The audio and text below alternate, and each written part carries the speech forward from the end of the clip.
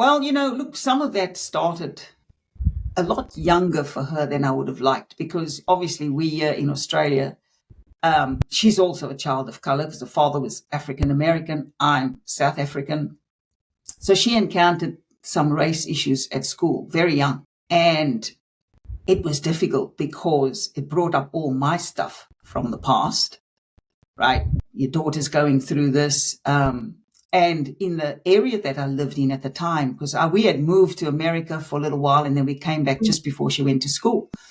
And so she had quite a different setting in America. She was with, we were in California. She went to a school where there was a lot of people that looked like her, but also a lot of other cultures at the school. And then we came back to Australia, and the area that we lived in, she was the first child of color in her school. So there was that to contend with. But I told her, I told her from the start, I shared some of the stories of South Africa and the environment that I had grown up in, and her aunties and uncles had grown up in, and her grandparents.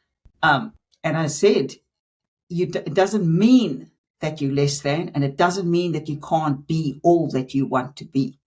Yes, you're dealing with certain issues around the color of your skin, but that's no excuse to not thrive in life. Because there are many people, yes, some people, I suppose they challenge and they don't have the strength and they let that beat them down. But I said, you have an example in your grandparents who brought the family from South Africa and started again in a brand new country with very little money. You have me, who has gone through all that I've been through and risen up and moved forward. And you have your two uncles and your two aunties, because I have two brothers and two sisters, I said, who are also doing the same. So you can choose to be a victim, or you choose to let this beat you down. And yes, you're encountering it quite young, but I did too. I grew up in the environment that perfected segregation and racism. Apartheid was the big thing in South Africa during my time.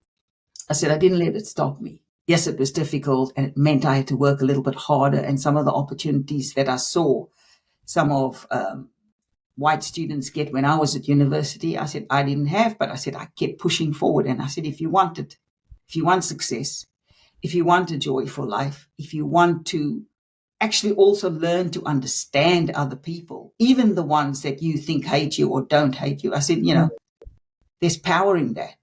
And so you can either let it beat you down, make you a victim, or you can decide, like Maya Angelou says, I rise and continue to rise. We get to decide how life's going to play out for us at the end of the day. Because nobody, look, I'm quoting a few people here, right? But it's like Bob Marley said, you've got to emancipate your own mind. And it doesn't matter what external circumstances are going on around you. No one gets to capture and imprison your mind, even if they do your body. And obviously I come from the country with the greatest hero, in my opinion, of all time, Nelson Mandela, who was physically imprisoned, but he never let that whole situation imprison his mind. And so that was always my message to my daughter. It was like, you get to decide how you react to life, how you want to be in life, and what blessings and magic and miracles you're going to take from life. That's so beautiful. It's also really cool in her life that she has these people, living, breathing examples that she can talk to of that success, that no matter what, you really can define and shape the course of your own life.